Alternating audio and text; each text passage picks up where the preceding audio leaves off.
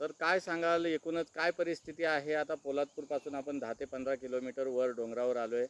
दरडी कोसळण्याची ठिकाणंही आहेत. संभाव्य धोके कसे असतात, नागरिक जीव मुठीत घेऊन कसे जगतात आणि शासन कसं काम करतंय, काय वाटतंय तुम्हाला? एकूणच आपल्याकडे पाहतो आपण की डोंगरदऱ्यांचा हा परिसर जरी असला तरी सगळीकडे लोकवस्ती मोठ्या प्रमाणात दिसून येते. फार पूर्वीपासून आमच्याकडे डोंगराच्या आधाराला राहणं ही एक अशी पद्धत होती की मावळे जे आहेत आमचे हे त्या पद्धतीने राहत होते. मग त्याच्यानंतर मग त्यांची शेती मग डोंगर सपाटी करून तिथे शेती केलेली आहे त्या लोकांनी.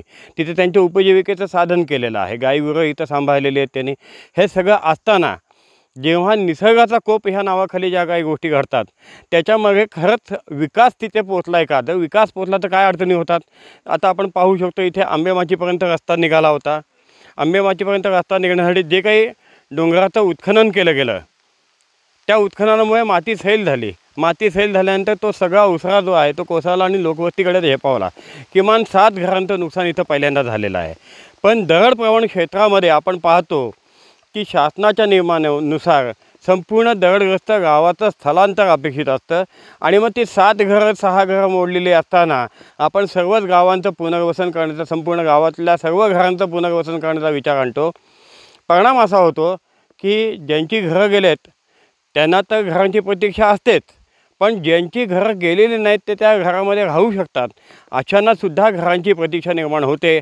आणि त्याचा परिणाम असा एक मोठा होतो की गावच्या गावं सुरक्षितेच्या कारणासाठी आपल्या मुलाबाळांकडे मुंबई, पुणे, सुरत, अहमदाबाद, गुजरातमध्ये पळतात आणि मग ते इथे कोणत्या कारणास्तव जेव्हा होतील घरं तेव्हा येऊ, तोपर्यंत जीव मुठीत घेऊन जाण्यापेक्षा आपलं लेकाबाळांकडे राहूया अशा पद्धतीने ते जातात.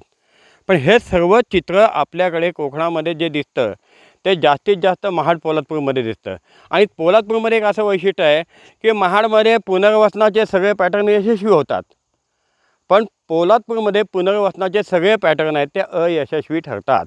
त्याचं कारण असं आहे की मोठ्या प्रमाणामध्ये जर तुम्हाला पुनर्वसनाची कुटुंब दाखवली गेली तर त्यांच्यासाठी घरांची व्यवस्था करणं हे शासनाला शक्य होत नाही. आमच्याकडे साखर सुतरवाडी आणि केवना आहे, ह्या 2 गावात मिळून 11 जणांचे बळी गेले. एकाच दिवशी ह्या 2 घटना घडल्या. दोन्हीकडे जाणारे पूल, रस्ते यांची नादुरुस्ती झाली होती. मग JCB, पोकलॅन वगैरे यांच्या सहाय्याने तात्पुरते रस्ते केले गेले.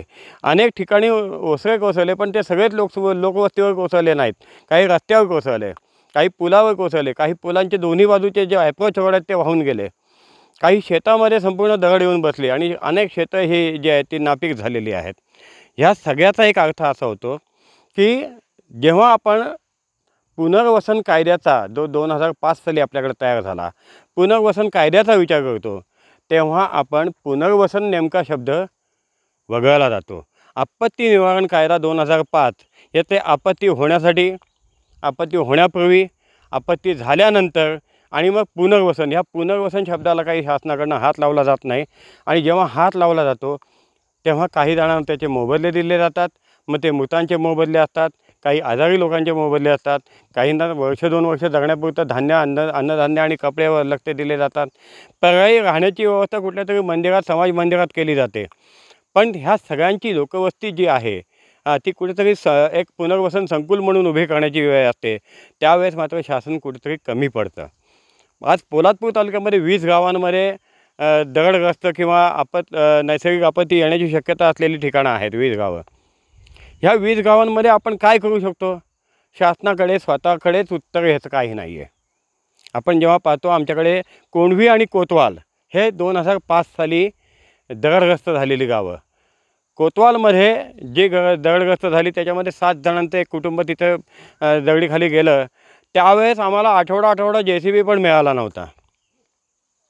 आज आमच्याकडे तालुक्यामध्ये 30 JCB आहेत. आज 30 JCBंना कामं भरपूर मिळत आहेत. रस्त्यांची कामं मिळतात, आणखी कुठली कामं मिळत आहेत. त्याच जोडीला आम्हाला पावसाळी जी कामं असतात ही दगड कोसळल्यानंतर उपवासनाची ही कामं त्यांना रोटेशननी मिळू शकतात. कधी शंका येते की ज्या गावामध्ये रस्ता नव्हता त्या गावामध्ये दगड कोसळली नाही, पण ज्या गावामध्ये रस्ता करण्याचा प्रयत्न झाला त्या गावामध्ये उरलेला डोंगर जो आहे तो खाली आला. मग विकास जिथे स्पर्श केला तिथे असा भकास होण्याची वेळ येते का?